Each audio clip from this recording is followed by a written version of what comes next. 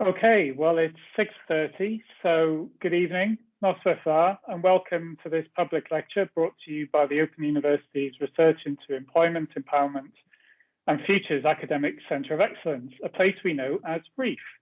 We're a research centre that's deeply committed to furthering knowledge of how to build workplaces and societies of the future that are spaces of security and freedom. And central to that project is work that progresses the causes of racial and climate justice, which is why this evening we'll be talking about both, or more specifically, the role of a political far right in promoting racism and global warming together, a really serious topic. And we're absolutely thrilled that Andreas Malm will be talking to this topic. But before I introduce him, just a few words about us, your hosts. I'm Owen Smolovich-Jones. I'm the director of REEF and also an academic at the OU, where I mostly research leadership, particularly in relation to geography and technology. Now over to Fidel. You okay tonight, Fidel? Hi, my name is Fidel Mutuala Sibo. I am an activist, and I consider myself, unlike Owen, as a public academic because I'm interested in action. Theory and action for me go together.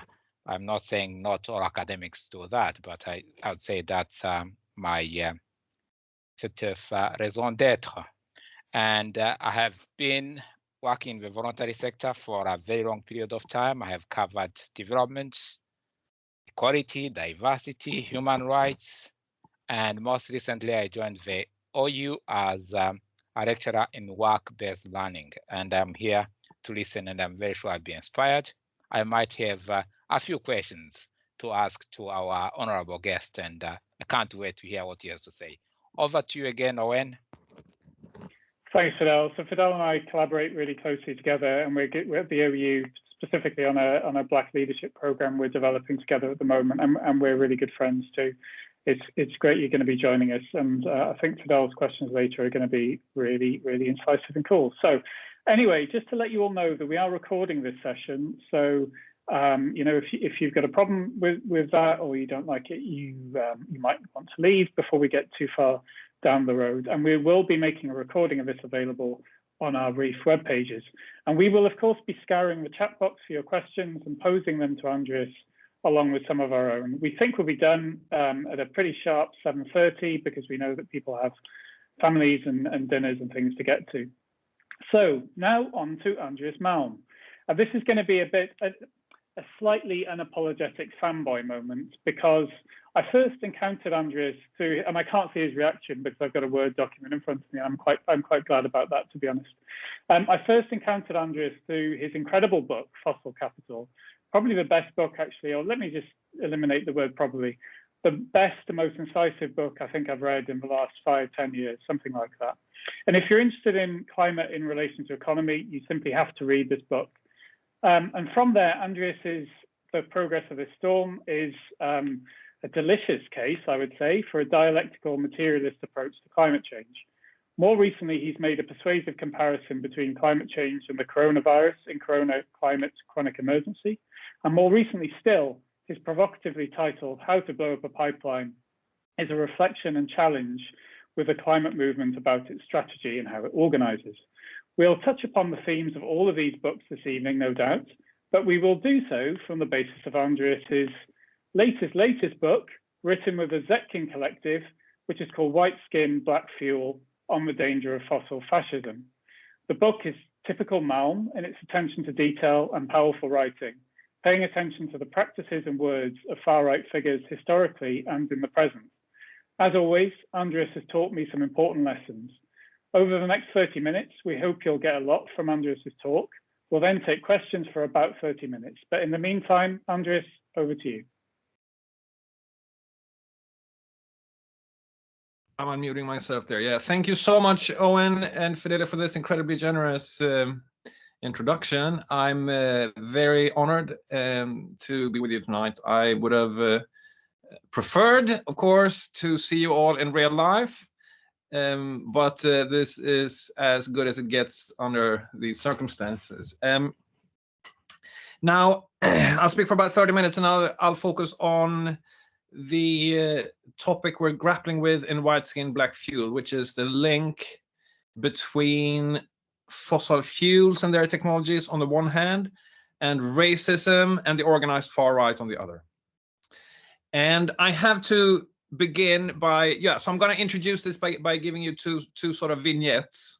And I have to begin with one on something that I discovered yesterday. I, to my great regret, realized that there's a wonderful Swedish case that we should have included in our book. So Sweden is not known for it's the country where I live. It's not known for its fossil fuel extraction because it doesn't have any within its borders. Norway is, on the other hand, the largest producer of oil and gas in Europe, and we then exclude Russia. But one of the most important actors in the Norwegian oil and gas industry is a company now known as Lundin Energy. It used to be called Lundin Petroleum, and before that Lundin Oil.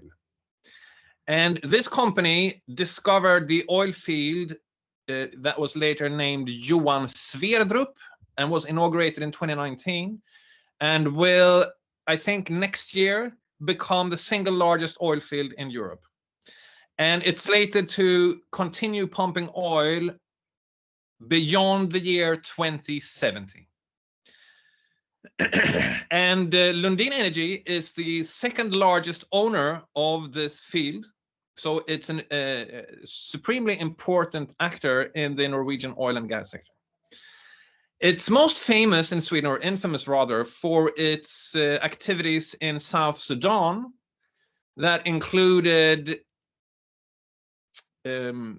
direct collusion and encouragement and potentially even dictating various crimes against humanity, such as burning down entire villages and killing and raping people in South Sudan to make way for oil installations. So Lundin Energy is facing a trial. This trial will start this year, as what's left of it, or very soon, the next few months, a trial for involvement in crimes against humanity. Now,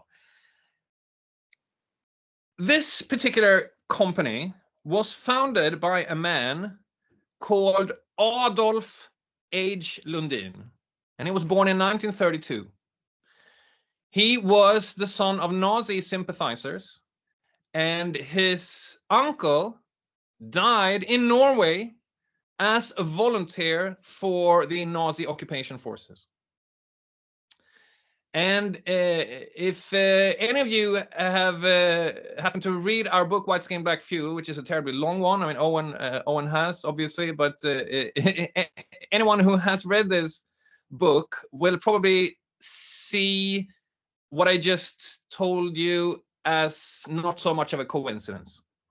There seems to be a persistent, recurring pattern in modern history where far-right people and oil and other fossil fuels go tightly together.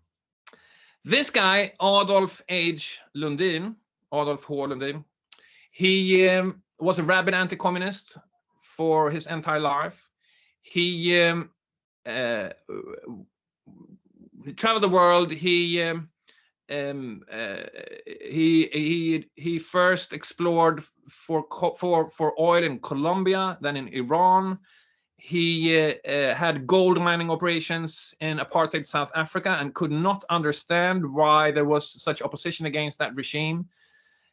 He said that if there's any regime I would never deal with, it's communist regimes, but I don't understand the anger against South Africa.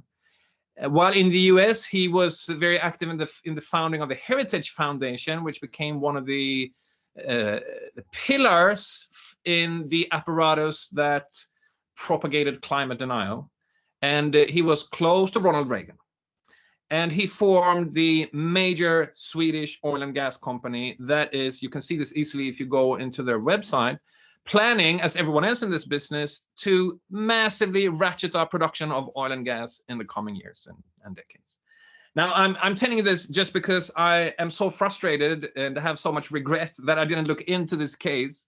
while we wrote this book, because it would have fit so well into the story that we tell in that book.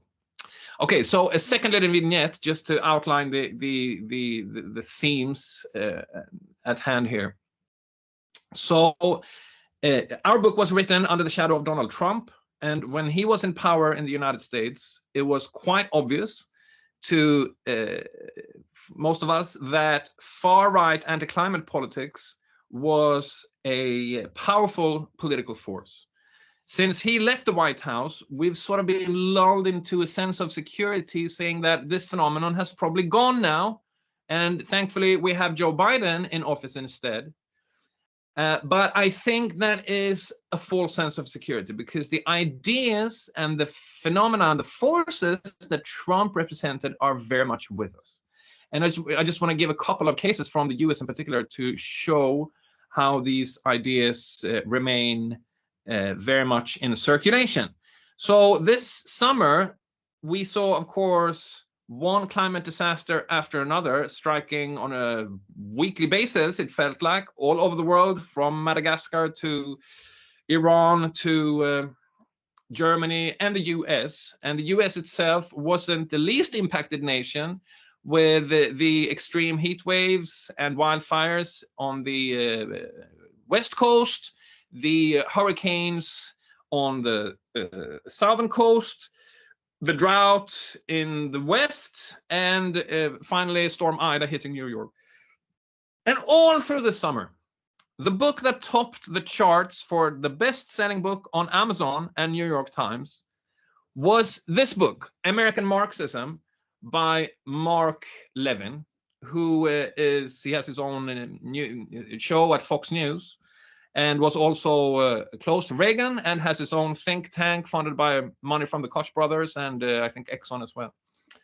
And in this book, he argues that Marxists have taken over the United States and are subverting the country and its institutions. He writes, this movement is devouring our society and culture, swirling around our everyday lives, and ubiquitous in our politics, schools, media, and entertainment. Once a mostly unrelatable fringe and subterranean movement, it is here, it is everywhere.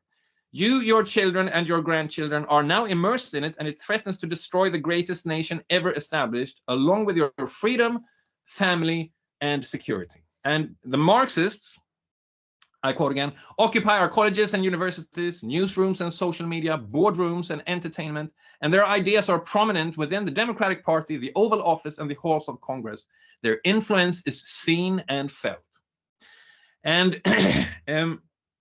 the theory that he champions here is very similar to the theory of cultural Marxism, which in its turn derives quite directly from the notion of Judeo-Bolshevism.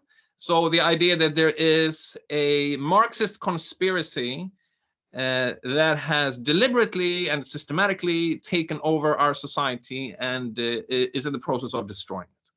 And the roots of this is, of course, highly anti-Semitic, as Judeo-Bolshevism was a project at once Marxist and Jewish. Now, there isn't any explicit anti-Semitism in this book, but the story is very similar, and Mark Levin doesn't really get the basics of it correctly. He refers to what he calls the Franklin School of Marxism coming out of the city of Berlin, and he refers to historical materialism as material historicism. So he doesn't really know Marxism at all, but he's very convinced that it's taken over all of the United States.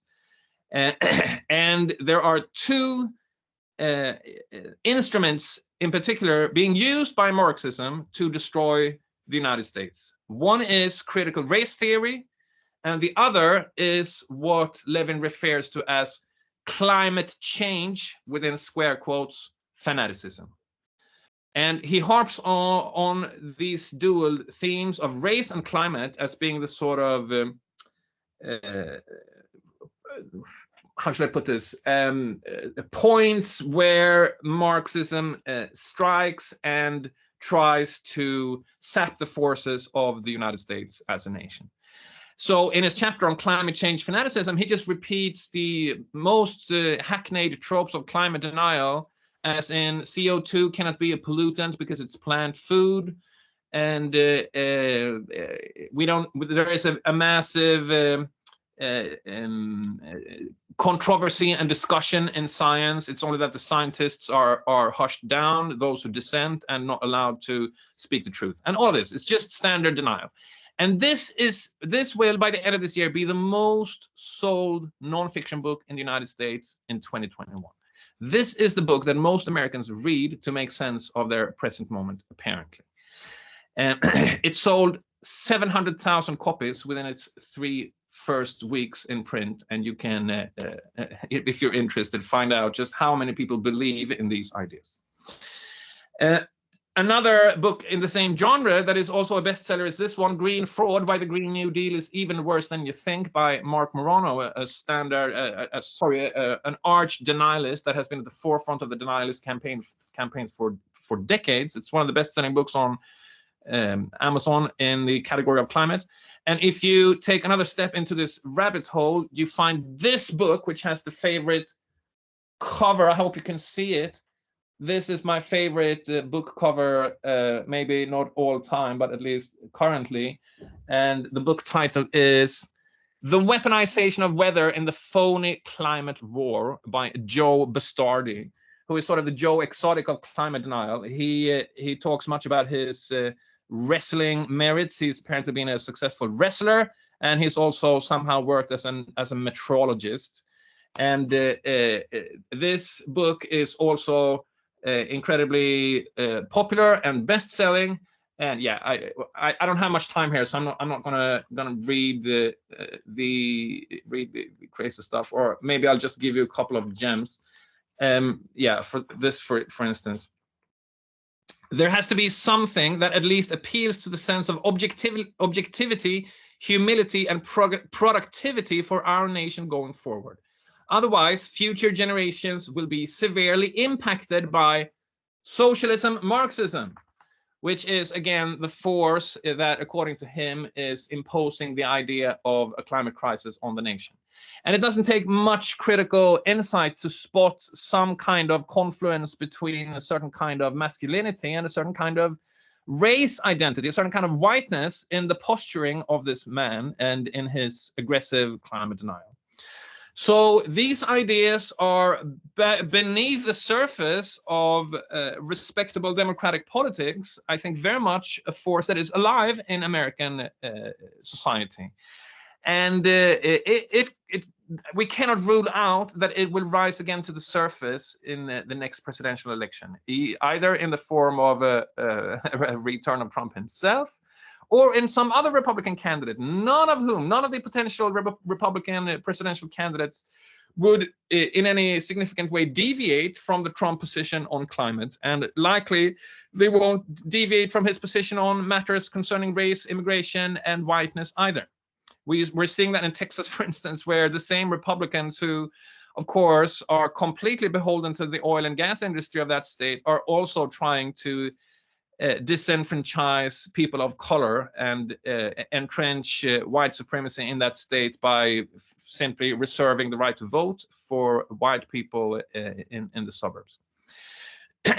Now, one thing that keeps on being repeated by progressive observers on climate politics is that explicit climate denial will have to disappear because it's becoming so blatantly erroneous and false, and therefore it won't be viable.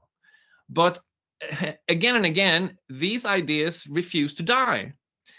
And I think if they can live as they live right now at 1.2 degree of global warming, it's quite possible that they will survive at 1.5 and perhaps 1.7 degrees of global warming as well, or mutate into other forms of denial.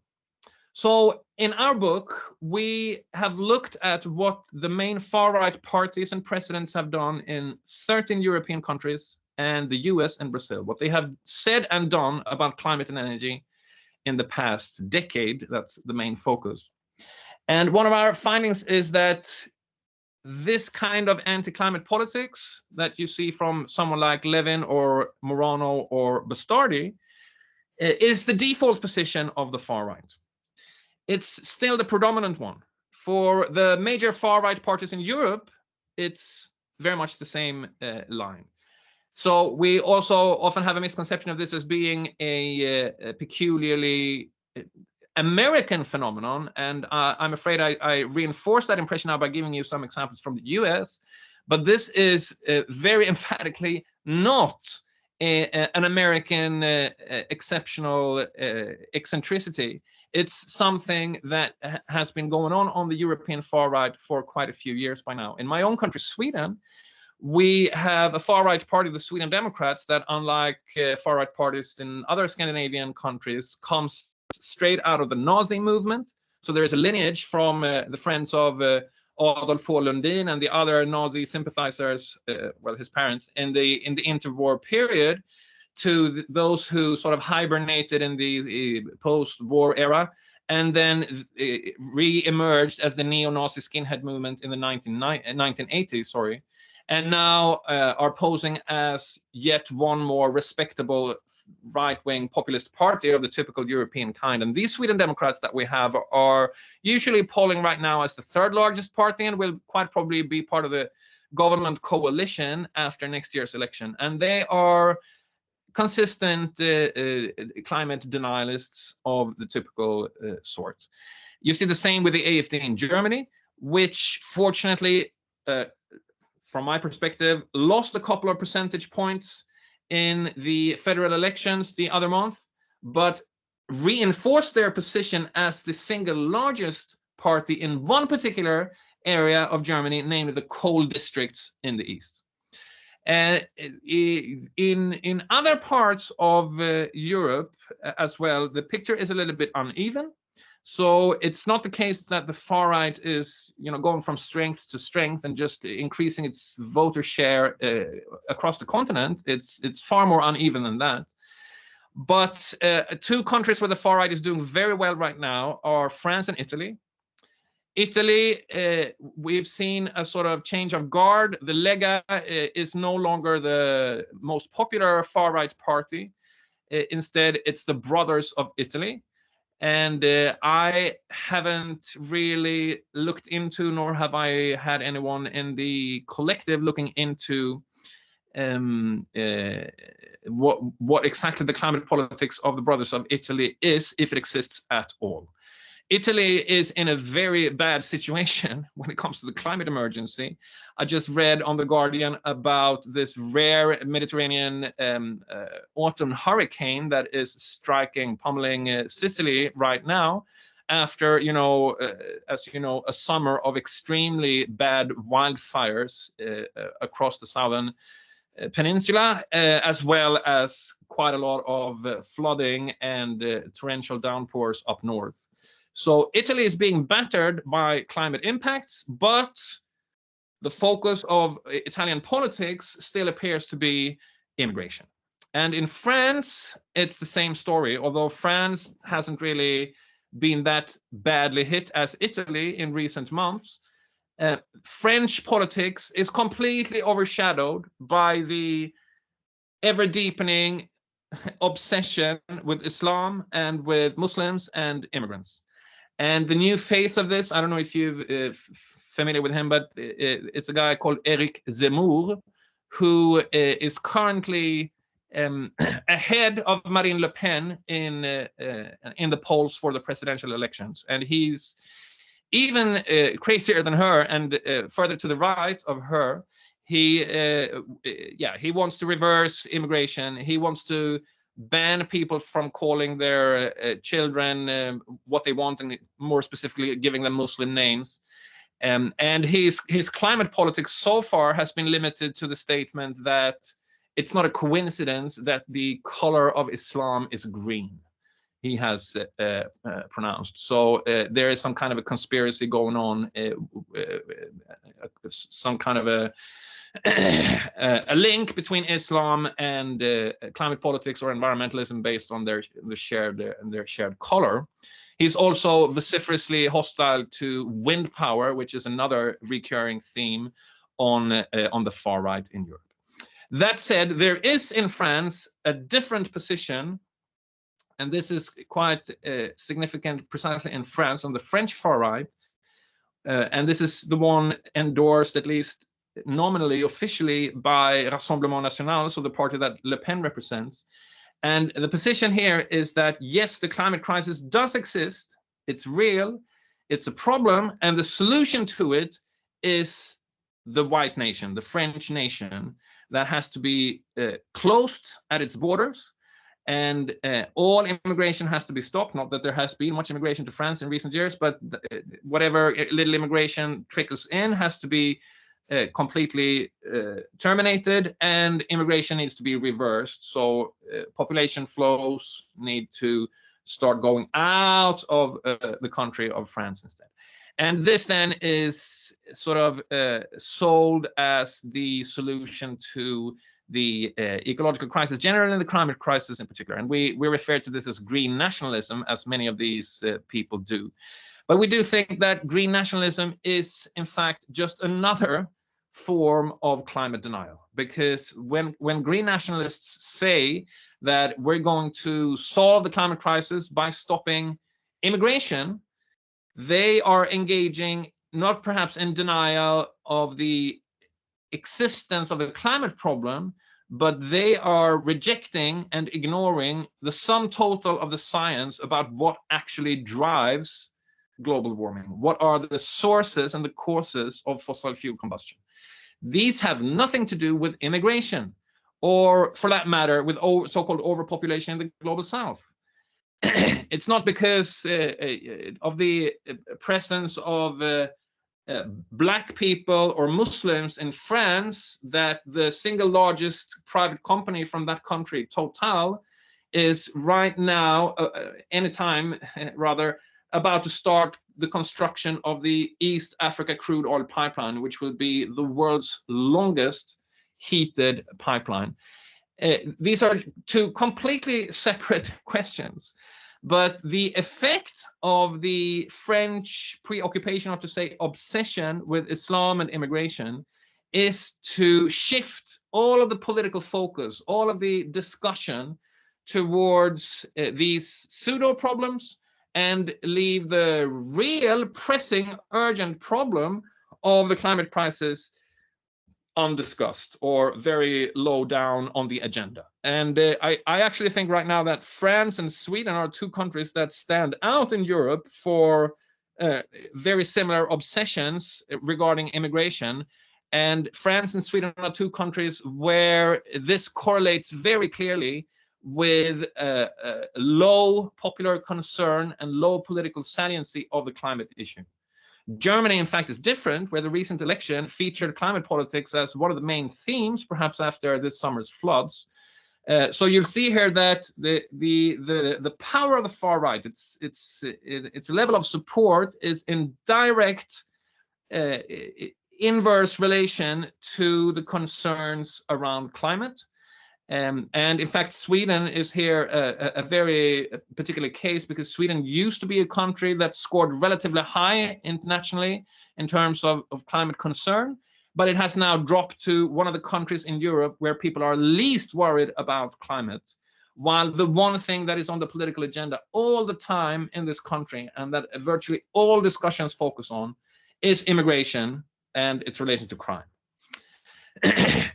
There's a lot more to be said, but our book is an attempt, and I don't know if I explained this, but it's written by the Zetkin Collective, which is a group of 20 scholars and students and activists working on the political ecologies of the far right. And we are sort of trying to disentangle this complex, this articulation of race and fossil fuels from a number of different perspectives, without perhaps coming up with a very easily summarized, succinct, clear explanation for what's going on here, because it's so multifaceted and complex, and I haven't even had time to go deeper into the history of how notions of whiteness and fascist politics, including in its Nazi variety, it became intertwined with fossil fuels and their technologies.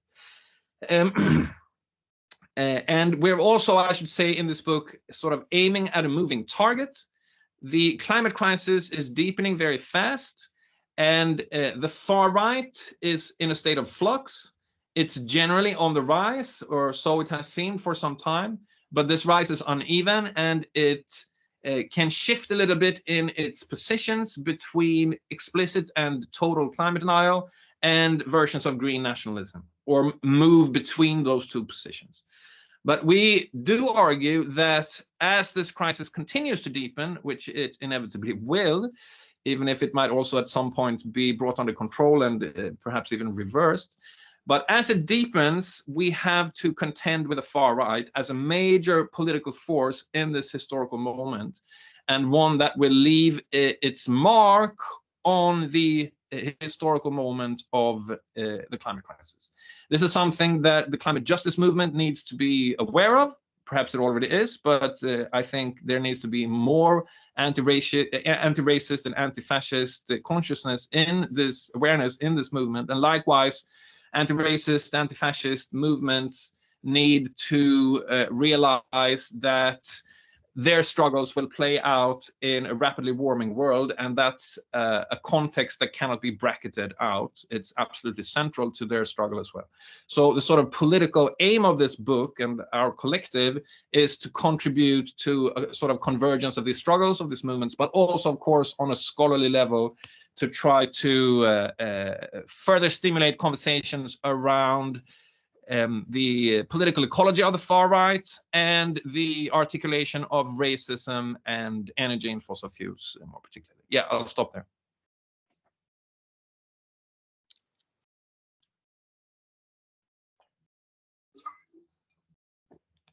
Thank you, Andreas. That's absolutely brilliant. I mean, there's so much in the book to cover, but so much more could have been said, and I hope we can cover some of these in the questions now. But Fidel, I think you had a brilliant question, so I think over to you first. And it has been since refined, but initially when Andreas was talking, I was just thinking about the whole idea of Marxism and critical race theory, how they seem to have become the same side of the two sides of one coin in public discourses on the far right in the United States. And subsequently, obviously, a few people mentioned other areas, including transgender issues and all that, which is to do with, everybody who you don't like, they are Marxists. And then in order to add the color to it, you add critical race theory. And then the two become one, but I'm not, so they have managed to link two things to unite their sort of constituency. So that's, and there is a lot of sort of debate in the chat. I don't know what you have to say about it, Andreas. No, I totally agree. It's a little bit flippant, I have to say, this whole obsession with the critical race theory, how it exactly came about, and why it all of a sudden developed into this massive right hype, if you see what I mean.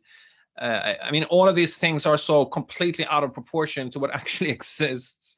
I mean, there seems to be, to use the same phrase again, an inverse relation between the actual influence of Marxism and the hysteria about that influence. I mean, it's like the two, the less power we Marxists who actually exist have, the more fantasy about our omnipotence there is on the far right. It's a little bit irrational, I have to say. It's very hallucinatory. I mean, in Brazil, which is a country, it's the one country in the global south that we look at in the book. Unfortunately, the only one. We could have made a lot of use of India, for instance. That's an important example of these things. But in Brazil, you've had a similar far right, Bolsonaro and his friends, that have, you know, whipped up this hysteria about Marxism and communism without it having any relation to political forces on the ground. But they're, at least they've had an experience of a labor party, an actual working class party that wasn't, of course, revolutionary or isn't revolutionary Marxist or even Marxist in any other sense.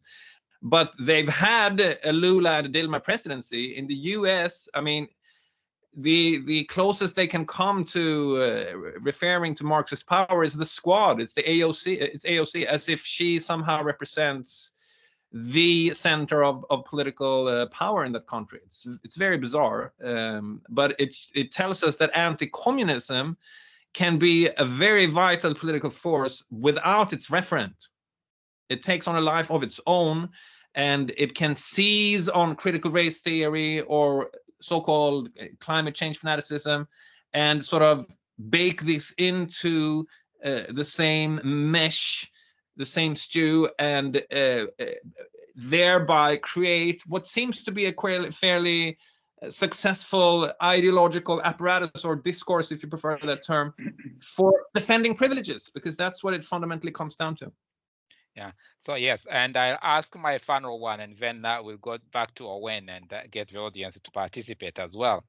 Andreas, I've just been listening to you, and you reminded me that for the work I've been doing as a sort of an anti-racist activist, I ended up being on the receiving end of far right.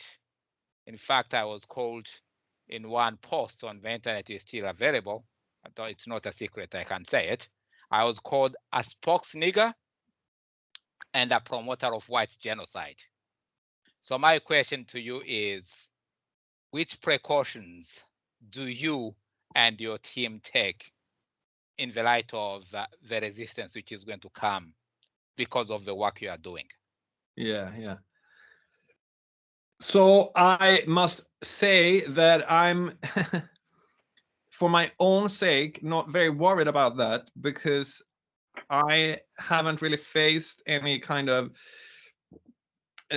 threats or, yeah, I mean, there was a little bit of a buzz around this other book that I wrote called How to Blow Up a Pipeline when I appeared in an interview in the New Yorker, and then all of a sudden I received half a dozen emails. Sorry, my son is coming. He wants to say hi. Nadim, spring till mamma. Spring till mamma. Spring till mamma. Mamma kan sätta på den. Kom med. Spring och sätt.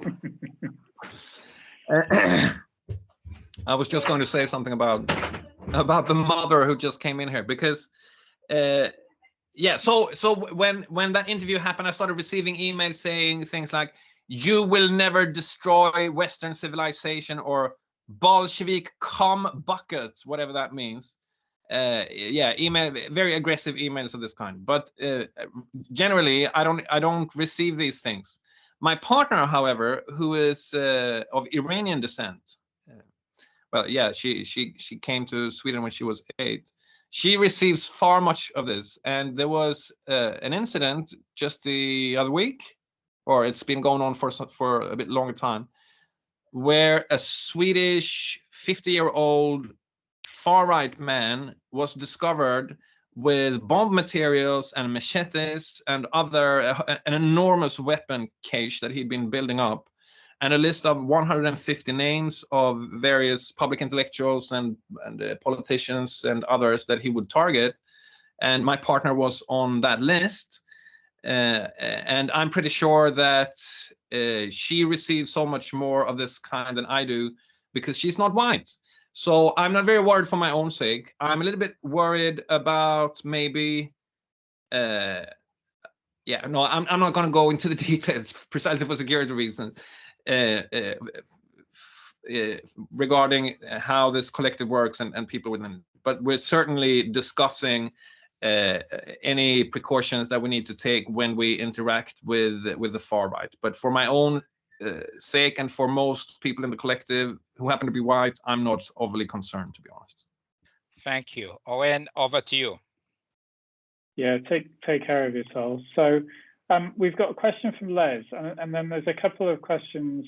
I haven't got to them all yet, but one from David and one from Vaughan that seem quite closely aligned, and I think probably get to the heart of the big question that's going to come out of this evening. So I'll leave that one for now. And I'm just going to supplement Les's question with something about the Conservative Party in this country, I think. But anyway, Les says, this right-wing formation clearly poses several threats. But how do dominant elites relate to them implicitly or explicitly? These elites affirm the climate crisis while trying to use it as an opportunity for neo-colonial agendas. What might be the convergences? And you go into some of those in some depth in the book, so maybe you could talk about those. And I guess a supplementary, or maybe it's not that interesting in the scheme of things, but is this trick that the Conservative Party manages to pull off in the UK, which is to absorb a lot of the energies of the far right and does something with them, you know, while in power, which is, I'm not saying they replicate, you know, all the policies of the far right. I'm not going to level that at Boris Johnson, but there's clearly a symbiotic relationship that goes on. So I just wondering if you can talk to those. Yeah, I mean the British situation is a little bit peculiar, precisely because there is no successful far-right party in the House of Commons to the right of the Tories. Now, I mean, that's of course obviously partly due to your from Swedish perspective, quite strange parliamentary system with first past the post and these things, which makes it very hard for even UKIP at its height to enter the House of Commons. Yeah, the dynamic is very different with the Tories absorbing the far right. If you compare with, for instance, the CDU, it has not absorbed the far right. You have a completely independent contender outside of the CDU in the form of the AFD. And it's similar in Sweden, where the Conservative Party has a contender in the far right, independently of it. Although they are developing something like a symbiosis, which is not the case in Germany. But you also see, I think, with Boris Johnson at least, a shift,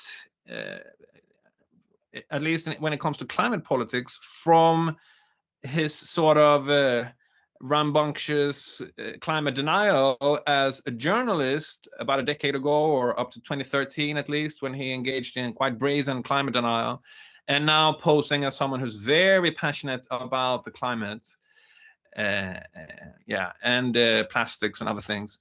And clearly he represents a swing from, or his trajectory represents a swing from what we in the book label far-right anti-climate politics to capitalist climate governance. So a nominal recognition of the magnitude of the problem, but a refusal to in any way confront fossil capital and reduce fossil fuel production. I mean, you know the situation with oil and gas in the UK and how the Tories remain committed to maximizing economic recovery and all of that.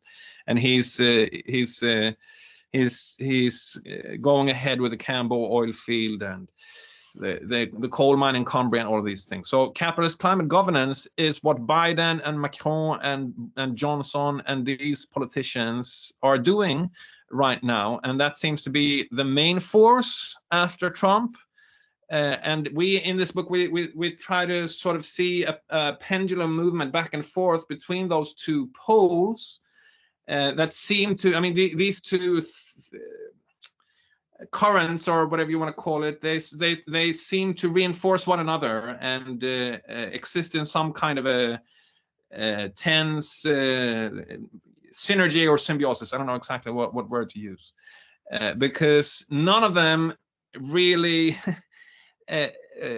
addresses the source of the problem. They are two different approaches for avoiding a confrontation with fossil capital. They are two ways to postpone meaningful climate action, either by saying the problem does not exist, or by saying, yes, the problem exists, but we're not going to do anything about fossil fuels. Instead, we have net zero, or offsetting, or carbon dioxide removal, or some other kind of greenwashing thing that will solve this. yeah, so sorry for the rambling. Of course, there's the neo-colonial aspect to it as well, and yeah, I don't know if do you want me to go more into that? Yeah, absolutely, go for it. Yeah, what should I say? Well, I mean, one case that really is high on my, something that I think about, and something that the climate justice movement in Europe and elsewhere is thinking about right now, is the case that I just mentioned recently with the pipeline in East Africa, because it's such a completely insane project, where you have this construction of a pipeline that will run from Lake Albert, straddling the border between the Democratic Republic of Congo and Uganda. And Total has then located fantastically accessible oil that will create a lot of profit because it's so easy to pump from these fields. But it requires a pipeline that will cross 230 rivers and bisect 12 forest reserves and display something like 100,000 people who will lose their land when this pipeline is constructed. And then it will go all the way through Uganda and Tanzania out to the coast and convey, when it's operational, 216,000 barrels of crude per day to the coast for combustion on the world market. And this is exactly the kind of project that we just cannot live with. I mean, even the International Energy Agency, which is as far from a revolutionary Marxist organization you can get in this world, said about half a year ago that we can have no more new investment in installations for oil and coal and gas if we're going to have any chance of staying below 1.5 degrees of global warming. Instead, you see this kind of massive expansion of the oil and gas industry all over the place. And of course, this is not only Total, but it's just that Total is a particularly egregious case right now. And of course, Emmanuel Macron is wholeheartedly backing this project as an amazing opportunity to increase France's economic presence in Uganda and Tanzania, which is of course a code word for at least economic imperialism. So it's highly neo-colonial. But all companies in this business, I mentioned Lundin Energy, our own Swedish contribution, are having similar plans and are looking for oil and gas to find. And these resources are very often located in peripheral areas far from the centers of capital accumulation. So in North America, that often means lands of indigenous people, as we've seen recently again and again and again. Most recently with Line 3, this terrible pipeline that's being built on indigenous land in Minnesota. Or for that matter, with ExxonMobil that is barreling on outside of Guyana, a country that had no fossil fuel extraction until a few years back when ExxonMobil discovered these offshore reserves that that company is now developing, and that will soon be the single most important oil source of oil for that company. Again, in a poor country in Latin America with very little institutional capacity to stand up to, I mean, from the government, stand up to this corporation and what it's doing with that country. So the neo-colonial aspects of continued fossil fuel production and its expansion are extremely obvious. And of course, it's impossible to understand historically the role of fossil fuels in relation to categories of race and racism without taking into account this colonial history, which is very much a part of our present now as well.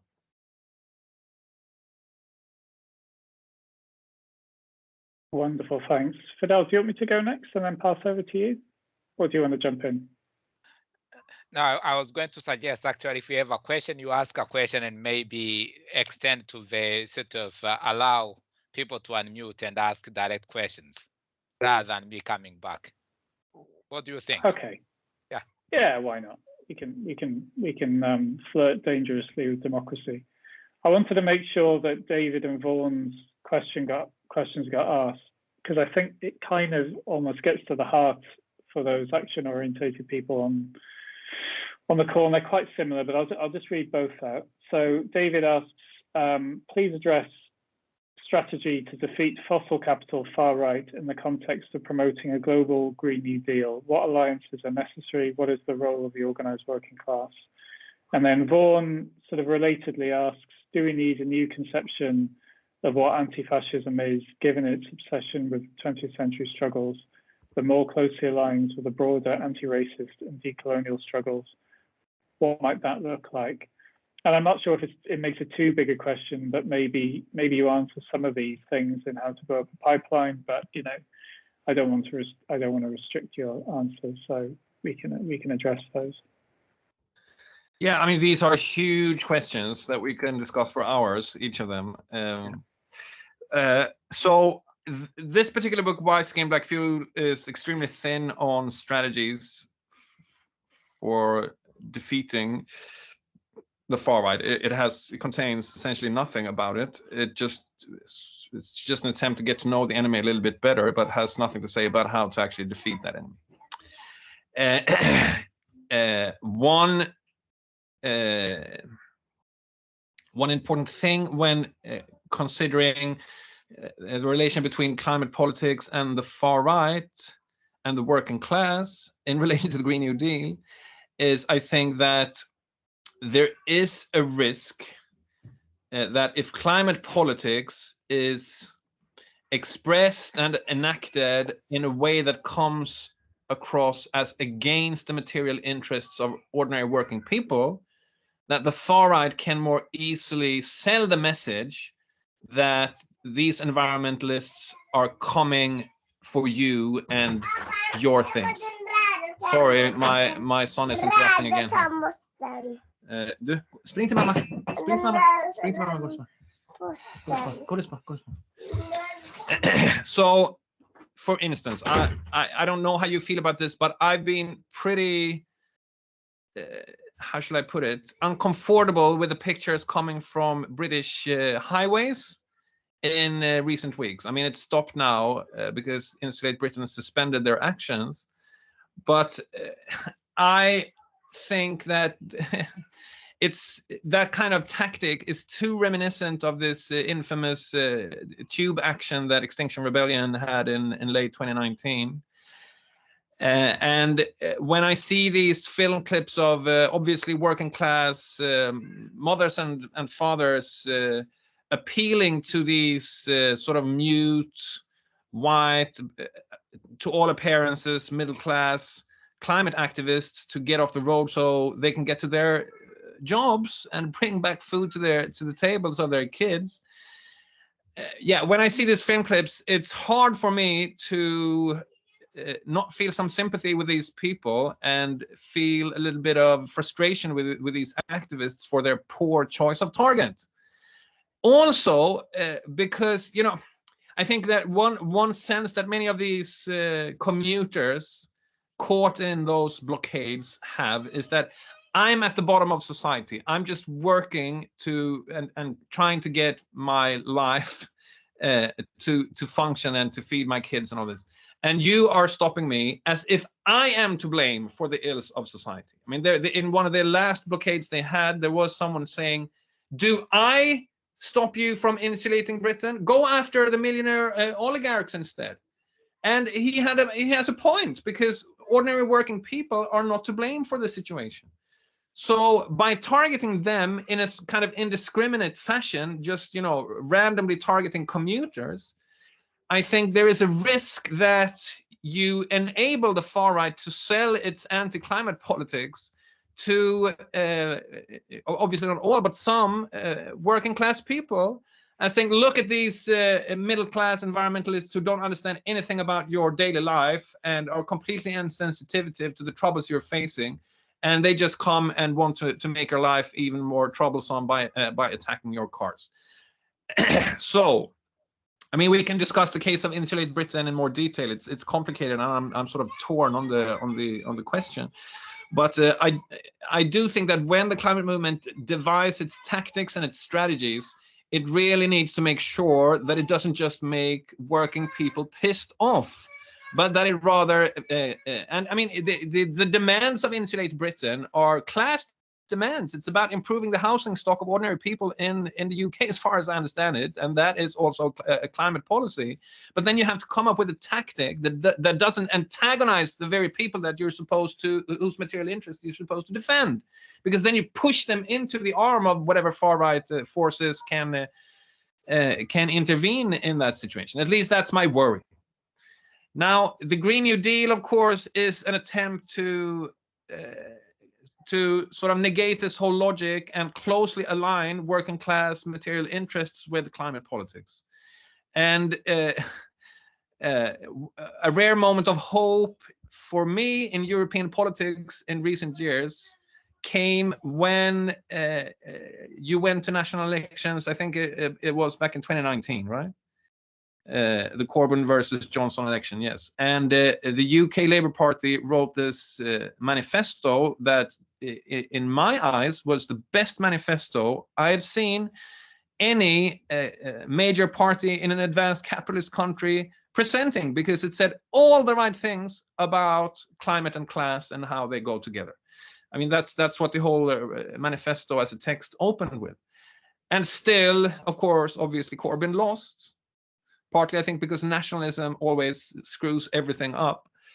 But that doesn't mean that the Green New Deal project or Green Industrial Revolution, whatever you want to call it, that is pointless. I see it as necessary for many reasons. One being to make sure that the working class and working class politics and progressive climate politics end up on the same side of the social battle and not on opposite sides, so that you don't have this drift of working class voters to the far right that you've seen in so many countries, from Poland to Sweden to France and elsewhere. Yeah, sorry for the rant. What the second question was about? Sorry. The second question, I have to get back to it now. So I guess relatedly, more closely aligning with how to more closely align with the broader anti-racist and decolonial struggle. Oh yeah. So very briefly, I just think that when we think about, and this is not something that I am the only one saying to the countries, many people who are saying this right now. When we think about fascism as a political phenomenon, we need to foreground, I think, dimensions of race much more than what traditionally. I mean, in Marxist theories of fascism, racism is almost, secondary to what fascism is all about, because it's primarily understood as something that develops in relation to capitalist class interests. But there is this sort of ongoing discussion where perhaps the history of fascism needs to be revisited and understood more closely in relation to, not the least, American racism, to things like slavery, the Ku Klux Klan, and anti-black racism in the US. And likewise, whatever fascism we might, or hopefully not, but we might have in Europe, will probably have a very, very significant racist component. Obviously, that was the case in Germany in 1933 and onwards as well. But on a strictly theoretical level, I think there's still work to do in understanding fascism as perhaps primarily a form of racist politics.